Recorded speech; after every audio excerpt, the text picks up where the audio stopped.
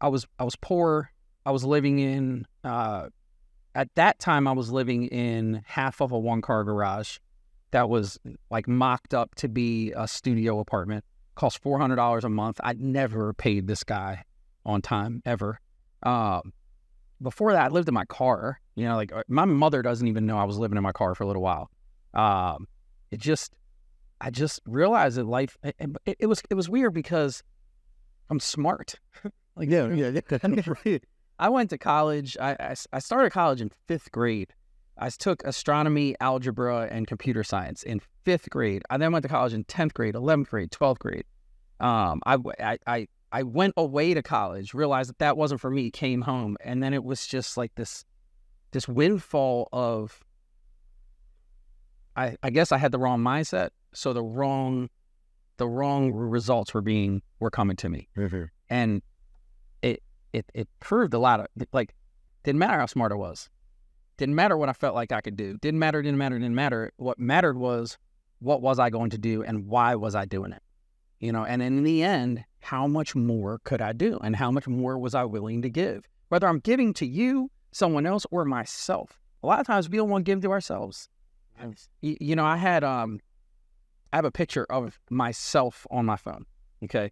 And someone asked me yesterday, is that a picture of you on your phone? I said, yeah, I was listening to the speaker, and he said, you know, I don't put pictures of my wife or my kids on my phone. And they said, why? And I said, because then every time I look at my phone, I just want to be with them and I want to do better for them. But I realize unless I do better for me, unless I make myself the best version of me possible, then I'm never going to be able to do good for them. So I put a picture on my phone of a me that I really, really look at and it inspires me. And then I go run to be that person. So I did it. I took that approach. I said, well, all right, let me go run to be the person I see in that photo. Not anyone else sees, but the person I see in that photo and what that vision is. Let's go run and be that person every day. And then it's internal. It's internal. And you're doing it as opposed to, you know, again, going back to what, you know, I've done, some people have done, is we do things for these external factors. Yeah. But once we do it for ourselves. Yeah. But not out of sticks. Yeah. We're ultimately doing it for ourselves so that we can be more for other people. All right. So it's a different approach, man, but it's not so different when we think about it. Like, it's not. It's what we all know.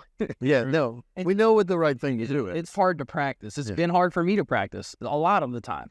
But it's so ingrained in me that when I find that I'm falling off track, it's very simple for me to just jump back on. Because it's who I've been for so long. You know, so. Yeah.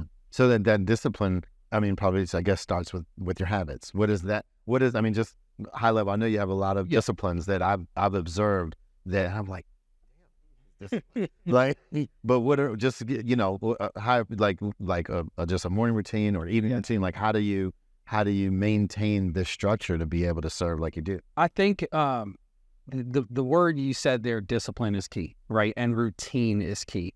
I don't work well off routine.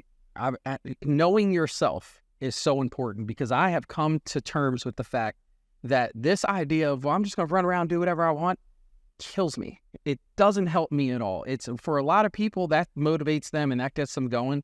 Knowing yourself is important because I have tried that and all I do is gain a bunch of weight. I'm unhappy. I'm not the best for other people. I need routine. I need to know that today I'm doing this and this is how I'm doing it and everything. So every morning it's the same morning routine. You know, I wake up, I give thanks. If I'm home, I walk down to the second floor of my house. I look down into the first floor, past my family room, past my great room, past my kitchen. And I'm just like, thank you. Like, this is not, I live in an 8,000 square foot house that I 100% gutted and then designed and renovated. I used to live in my car, you know, like, right. And I don't forget amazing. That, you know, so I give thanks. If I'm not home, I just take a second and do that. After that, I look to learn something. I make my coffee. I love having my coffee. I sit quietly and I look to learn something.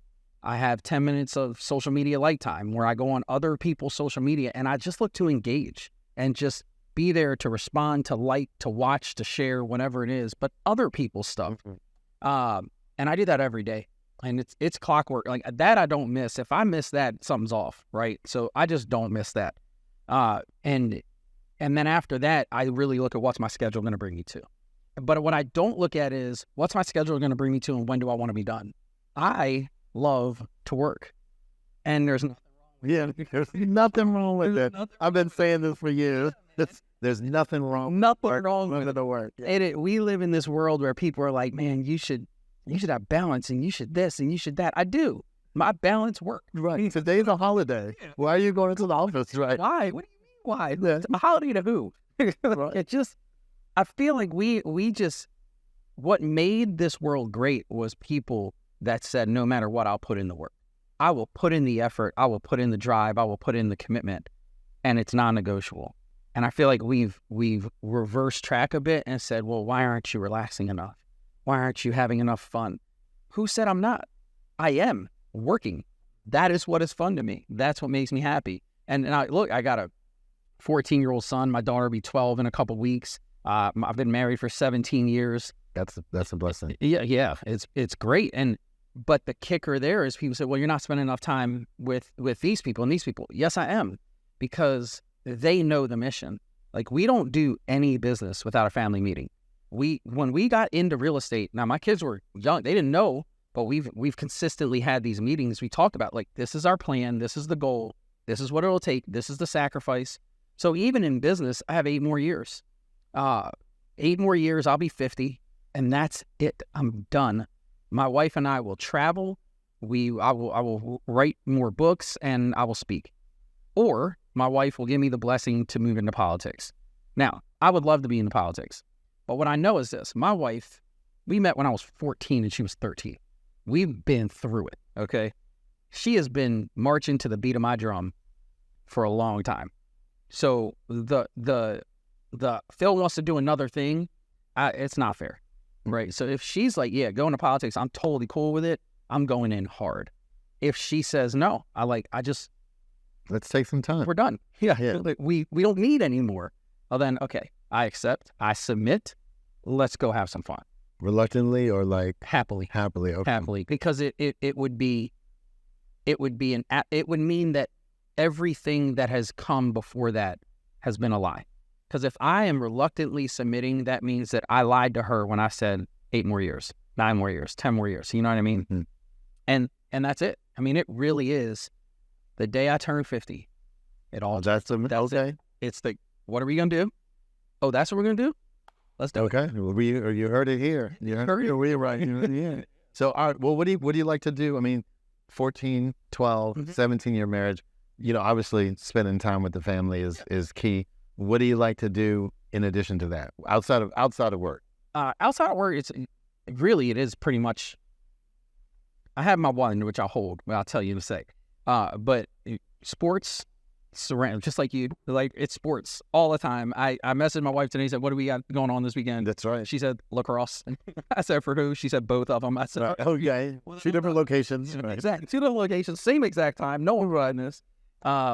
So that's a big one. It's always doing something with sports. I've also coached sports for 19 years, at least 2 seasons. So this is, I just finished last basketball season. I coached my son's team, and that is the last year so far. That's what we're projecting that I will be ever coaching him, because he's moving into high school, and I don't want to high school coaching it's a job. It's a career, really. I don't want to do that. And unless my daughter asks me to coach something, then I'm not going to be doing any more coaching. But so I love sports. I love watching my kids play sports. It's really neat. I watched my son in 8th grade he was in 7th grade play lacrosse. It's the one sport I didn't coach him in. The first game, I said to my wife, this is what you get to do? She's like, what do you mean? I said, I've watched Ethan the whole game. She said, yeah, he's our son. I said, Vic, I never watch Ethan. I watch every kid and coach every kid from the sideline. And I said, This is amazing. Like, you just get to watch your kid and just love what your kid's doing. So that's been really neat for me to just have that different approach. That's a cool. I love, we have a boat, love going out on the boat, relaxing, but really my thing, if I'm not like hanging out at home with the family or doing something with my wife, I love to mow my lawn. Really? Man, I love, people say, well, why don't you have people mow your lawn? I've tried it. They don't do it right. Thing. Number one, they don't do it the way I do it. Well, you can find someone that could, I know, but look, bottom line is I'm going to do it right. Okay. The first time. The first time. And I love it, the peace, because that's where I don't answer my phone. That's where I listen to either a book or I'll just put music on.